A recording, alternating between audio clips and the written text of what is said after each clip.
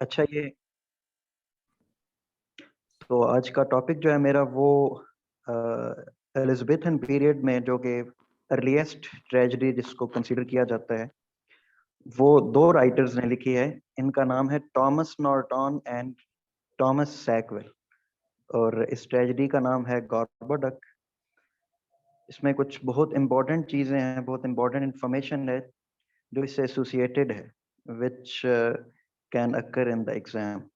तो शुरू करते हैं।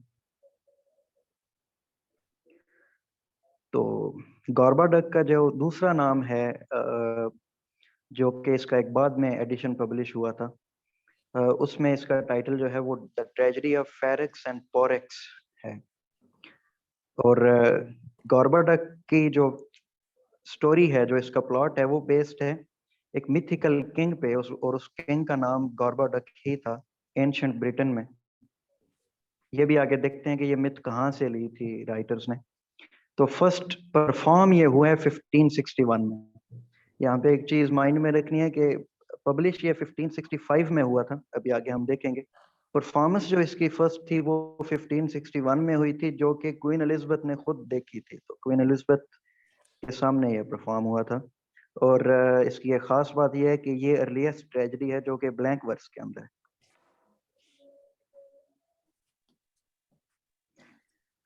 जी, तो इसकी जो स्टोरी है, जो प्लॉट है, वो हम ऑलरेडी आगे पढ़ चुके हैं मिडिल पीरियड में। जेफरी ऑफ मनमाउथ, उसकी हिस्टोरिया रेगम ब्रिटेने, जो कि history of Kings of Britain है, आपको याद होगा, जिसमें वो रिलेट करता है ब्रूटस के साथ इंग्लैंड के लोगों को, कि ये जो न्यू ट्रॉय उसने आके बनाया था। तो उसमें से एक मिथ है, एक स्टोरी है गॉर्बा किंग की। वहां से ये स्टोरी ये उठाई है राइटर्स ने। इसकी थोड़ा सा प्लॉट ऐसे है कि ये फेरिक्स एंड पोरेक्स, ये दो भाई हैं, these are two brothers, Gorboduc के सन्स हैं,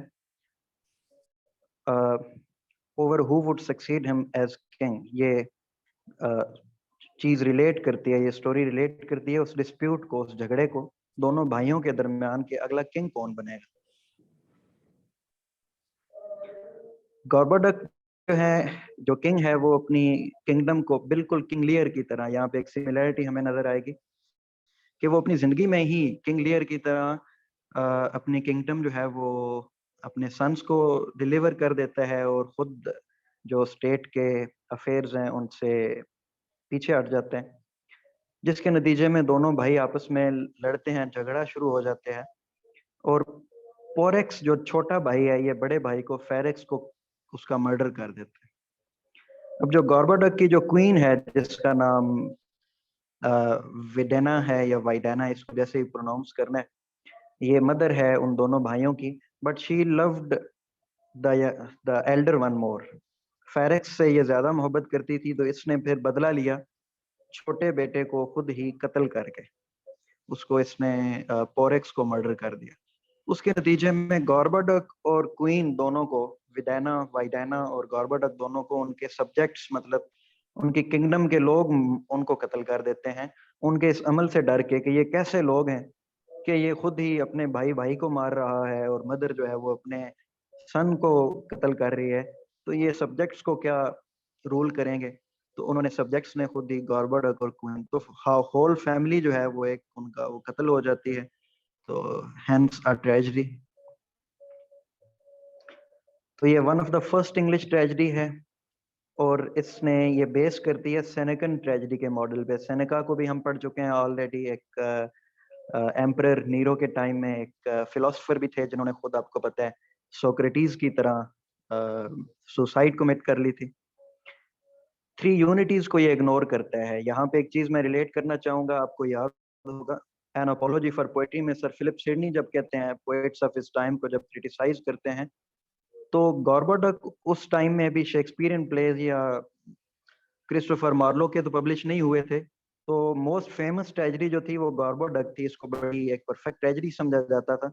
लेकिन सर फिलिप सिडनी ने ये थ्री यूनिटीज को इग्नोर करने की वजह से अपनी एनोपोलॉजी फॉर पोएट्री में क्रिटिसाइज भी किया है इसी प्ले को।